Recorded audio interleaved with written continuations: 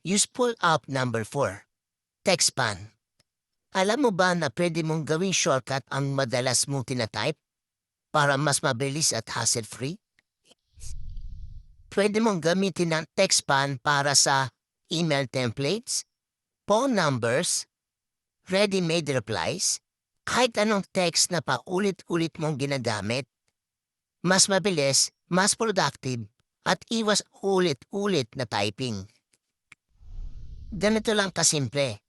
Buksan ang TextPan app, gumawa ng shortcut, halimbawa, type mo, ADDR, automatic lalabas ang buong address mo.